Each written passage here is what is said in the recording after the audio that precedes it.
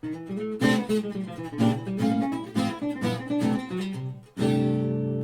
again and welcome back to the Django Beat channel. My name is Stuart Gauntlet. Today we're going to have a little bit of a different video. While this is about picking, I'm going to be taking the picking techniques that you've learnt before and applying them to some music theory. And so without further ado, I'm going to try to keep this short. So I've made some notes so that I can speak faster. Okay? Right, okay. The aim in jazz is to outline the chord changes of a song so as to create new melodies that create the same sense of direction as the original melody of the song. It's quite a tall order, you know, to compose live while playing, and you know, sounds almost impossible. Now in Gypsy jazz, it's not really any different. We use a lot of arpeggios mainly for this reason. Arpeggios are literally the notes of chords that are being played, and you play them individually. So this is kind of a safe way of playing, because if you just play arpeggios that follow the chord pattern of the song, it will always sound great. You can hear exactly where it's going. Now more modern players you will hear, like Adrien Mognard, Gonzalo Bagara, Borelli Legren, all the greats, you'll hear they do not just use arpeggio notes. Neither did Django. They use others. Now there are different ways of approaching this, but I'm just going to show you a raw way of doing it. Here's a question. If you have a row of eighth notes, now in jazz when you're soloing, that's the bread and butter of your playing. Playing like that. To play like that all the time is robotic. It's not very phrase-worthy, but it's the bread and butter. You should be able to do it and follow the chord progression. But what if we had, instead of all of those eighth notes being all arpeggios, what if every other one was? What if only on the odd number beats, the down beats, those are the down beats, 1, 2, 3, 4, all the odd number down are called down beats. What if on all of those you had arpeggios and all the others were non-chord tones? Okay, so chord tones on the downbeat, non-chord tones on the upbeat. You would suddenly have double the number of notes and a wider spectrum. Now, is this possible? Yes, it is. Now, I'm just going to talk about 1940s New York and the emergence of bebop. In the 1940s, some new taxes came out, and they taxed bars that had a dance floor and bars that had a singer. The smaller venues that couldn't afford it, they just kicked out their singer and they put tables and chairs on the dance floors. This gave a lot more scope to the musicians that were playing. They could play faster tempos, slower tempos, whatever tempo they wanted. They didn't have to consider people dancing. They could play in any key they liked. They didn't have to consider singers. But it also put a bit of pressure on them. How do they entertain a crowd of seated people under scrutiny? And the answer was that they would try to create long, flowing, majestic lines of beautiful melody and show off their musicianship. So there was a demand for a new approach, and I'm going to talk about that new approach. So I'm going to cut the video here and then come back. Speak soon. Okay, so here we are. Now, I hope you can see all this. So you've got this C major classical scale. I've put here, it's a 7-note major scale. Now this is what the problem that they faced. I'm going to try and explain it. This is the major scale structured with all the 12 notes going from C to C, so that you can see it repeating. Now down here what I've done is I've done a rhythmical construction. So I've taken out all of these other 5 notes that would otherwise be there. This is because I wanted to show you the rhythmical side of looking at this. Now, as I said, downbeats, upbeat, downbeat, upbeat, downbeat, upbeat, downbeat, upbeat, downbeat. When you have 8 notes to a bar, that's what you can talk about. You can talk about whether a beat is a downbeat or an upbeat. Now, the target that these players wanted, they wanted to hit here, and I've written problem here, and I'll explain in a minute. They wanted to hit the next beat of the following bar back onto a chord tone. So imagine if you had 2 bars of C major and you get to here when you're playing D, well, you're not actually hitting a chord tone. The chord tones in C major, oh, well, we should know, it is the C major chord. C, E, and G. And if you go along here, you'll find that the downbeats all now fall on chord tones up to this point. Here you hit the B, and then an upbeat on the C, and you're out. You're outside. You're now playing, not incorrectly, you're playing an extension, but it doesn't unite the chords and scale with this construction of the bar. It falls outside. There is an approach to using this, where you, well, like I said, extensions. However, this is not what they wanted. They wanted something more elegant.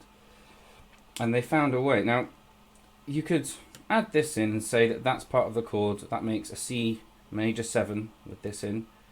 But like I said, they wanted something more elegant. Now, we're going to be looking at this to see where we can find it.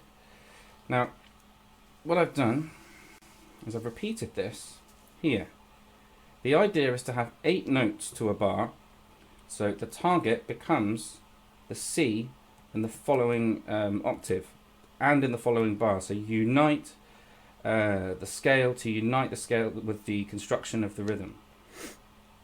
So again, we have C, E, and G. Now I've left these blank because this is where the discussion is. This is where the problem is in this second half here. So how do we get round it? Okay, so in jazz, in music, in all music, Western music that divides things up into 12 equal spaces, we talk about resolute tones and tense tones. Resolute tones are the chord that is associated with the scale. We're going to say for this example that it's C major scale with the C major chord. But it must mean that we need a 4th note. You know, in jazz, we have talked about it. We have 4-note chords generally. So we need a 4th note. And it must be one of these 3 notes here.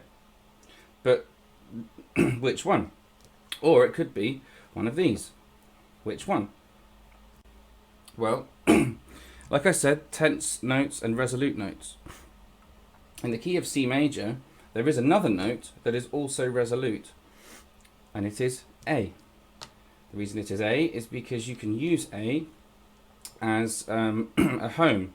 You can use it, I mean, A minor, for example. Every key has a major root and a minor root, a relative minor.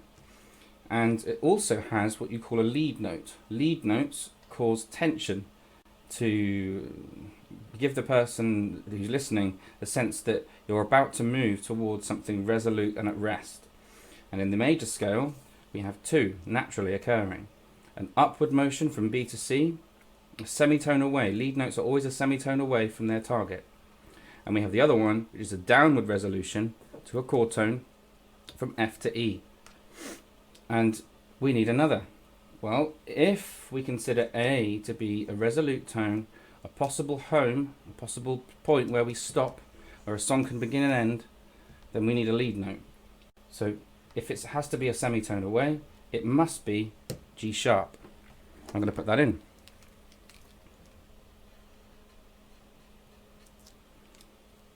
Then what happens, we put in the others, G, A, B, and now we've reached our target.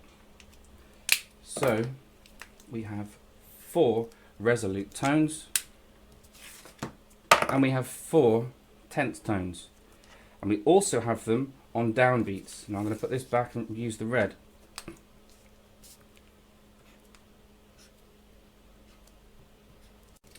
Now some people think that know about bebop scales, or know a little of them, they think that these notes are just passing notes. Now I'm going to give you something to think about. This makes a C6 chord, or if you use this as the root, it makes an A minor 7. Chords that are commonly used. These red notes outside of it, they actually together create a diminished chord. Now if it was just a passing note, I don't think we'd have such uniform structure, would we? Okay, we'll leave it there for now. We'll come back and we'll speak about it.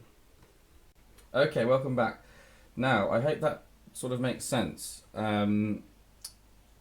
We've got a system now of being able to try to sort of keep in line with the harmony and learn to visualize things on the fretboard with altered, more specific clarity. Now, why does this concern picking? Okay, now picking, as I told you before, it's your pick is an even number, up and down, 1, 2.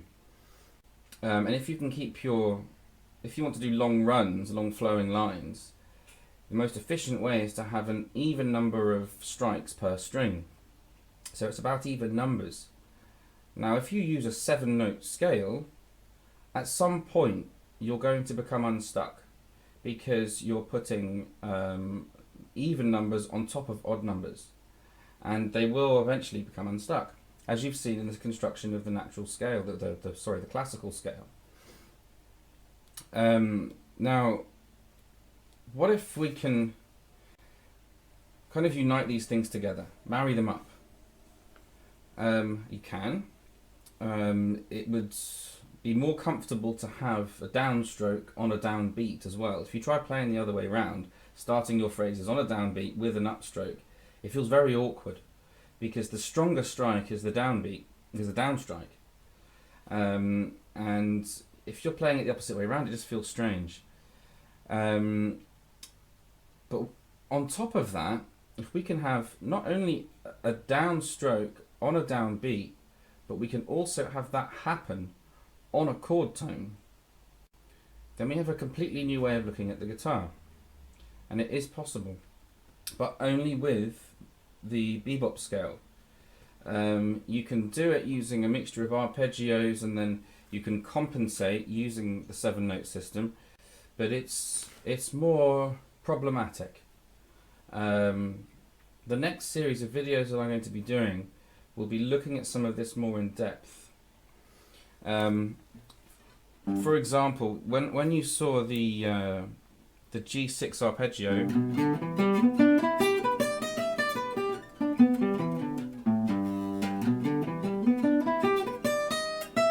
when I talk about this phrase allowing you to turn back round and then come back down, and even at the bottom here, I add an A in.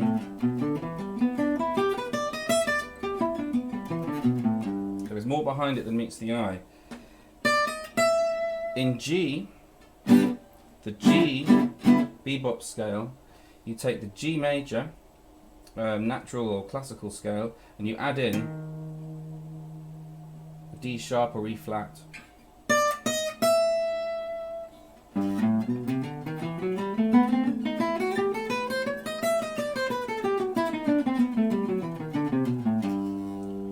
Now you may notice I'm not playing in these small areas that you would probably have been taught to do. And actually, if I play 1 octave,